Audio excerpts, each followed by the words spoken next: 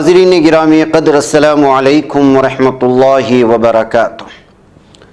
میں ہوں آپ کا میزبان انصار عزیز ندوی، اور آپ اس وقت سیدھی بات چینل کے جاری پروگرام پیغام میں فرقان کی 208 نمبر کی قسط کا پہلا حصہ ملاحظہ فرما رہے ہیں۔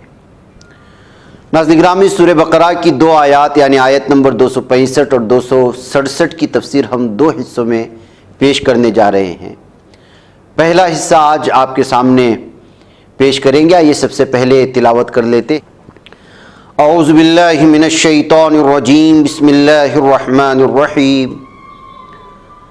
وَمَثَلُ الَّذِينَ يُنْفِقُونَ أَمْوَالَهُمُ ابْتِغَاءَ مَرْضَاتِ اللَّهِ وَتَثْبِيتًا مِّنْ أَنفُسِهِمْ كَمَثَلِ جَنَّةٍ بِرَبْوَةٍ أَصَابَهَا وَابِلٌ فآتت اکلها ضعفین فإن لم يصبها وابل فطل واللہ بما تعملون بصیر۔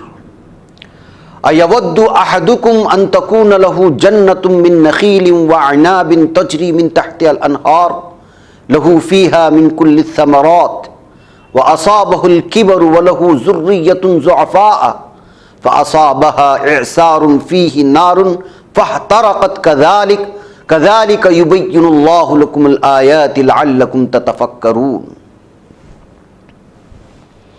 یعنی بخلاف اس کے جو لوگ اپنا مال محض اللہ کی رضا جوئی کے لیے دل کے پورے ثبات و قرار کے ساتھ خرچ کرتے ہیں، ان کی مثال ایسی ہے جیسے ایک بلند قطعہ زمین پر اگایا ہوا باغ ہو، اگر اس پر زور کی بارش ہو جائے تو 2 گنا پھل لائے، اور اگر زور کی بارش نہ بھی ہو تو ایک ہلکی پھوار ہی اس کی شادابی کے لیے کافی ہو جائے۔ اور یاد رکھو، تم جو کچھ بھی کرتے ہو اللہ کی نظر سے پوشیدہ نہیں۔ کیا تم میں سے کوئی یہ پسند کرتا ہے کہ اس کے پاس لہلہاتا باغ ہو، وہ نہروں سے سیراب، کھجوروں اور انگوروں اور ہر قسم کے پھل پھول سے لدا ہو، پھر ایسا ہو کہ جب بڑھاپا آ جائے اور اس کے کم سن بچے ابھی کسی لائق نہ ہوں تو اچانک ایک جھلستی ہوئی آندھی چلے اور آن کے آن میں باغ جل کر ویران ہو جائے؟ اللہ ایسی ہی مثالوں کے پیرائے میں تم پر حقیقت کی نشانیاں واضح کرتا ہے تاکہ غور و فکر سے کام لو۔ وَمَثَلُ الَّذِينَ يُنْفِقُونَ أَمْوَالَهُمُ ابْتِغَاءَ مَرْضَاتِ اللَّهِ وَتَثْبِيتًا مِّنْ أَنفُسِهِمْ، یعنی اور مثال ان لوگوں کی جو خرچ کرتے ہیں مال اپنے اللہ کی رضامندی کے لیے دل کے پورے ثبات و قرار سے۔ گویا کہ بندے مومن کا ہر نیک عمل حصول اجر اور تقویت ایمان کا باعث ہوتا ہے، اس سے دل میں ٹھہراؤ اور مضبوطی پیدا ہوتی ہے۔ مولانا عبد الماجد دریابادی رحمۃ اللہ علیہ لکھتے ہیں، یہ معنی تو ظاہری ہے کہ وہ خرچ اس لیے کرتے ہیں کہ کمال ایمان، ثابت قدمی اور اطمینان حاصل ہو۔ ایک دوسرے معنی یہ بھی کیے گئے ہیں کہ ان کے دل اللہ کے کرم اور ثواب پر مطمئن ہیں، اور وہ صرف مال کو نہ نقصان سمجھتے ہیں نہ باعث گرانی، یعنی بوجھ محسوس نہیں کرتے۔ جیسا کہ اہل ایمان کا ذکر 49ویں سورۃ الحجرات کی آیت 15 میں آیا ہے کہ انما المؤمنون الذین آمنوا باللہ ورسولہ ثم لم یرتابوا وجاہدوا باموالہم وانفسہم فی سبیل اللہ اولئک هم الصادقون، یعنی حقیقت میں تو مومن وہ ہیں جو اللہ اور اس کے رسول پر ایمان لائے، پھر انہوں نے کوئی شک نہ کیا اور اپنی جانوں مالوں سے جہاد کیا، وہی سچے لوگ ہیں۔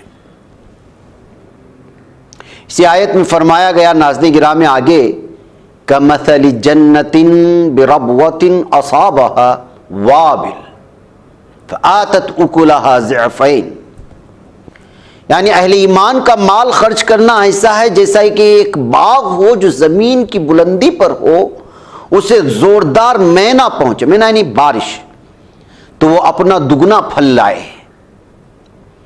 سید قطب شہید رحمۃ اللہ علیہ لکھتے ہیں، بارش باغ کو زندگی بخشتی ہے، جس طرح کہ صدقہ مومن کے قلب کو جس طرح صدقہ مومن کے قلب کو زندگی دیتا ہے، زندگی بخشتا ہے۔ حقیقت یہ ہے کہ صدقے سے قلب کا ارتقاء ہوتا ہے، قلب بلندیوں کی جانب بڑھنے لگتا ہے اور اس کا تعلق اللہ تعالیٰ سے بڑھتا ہے۔ مومن کے مال کی بڑھوتری ہوتی ہے اور اللہ جتنا چاہتا ہے اس سے بڑھاتا چلا جاتا ہے۔ نیز انفاق سے مسلم جماعت کی زندگی میں ارتقاء و نشوونما ہوتا ہے اور وہ درست اور صالح ہو جاتی ہے۔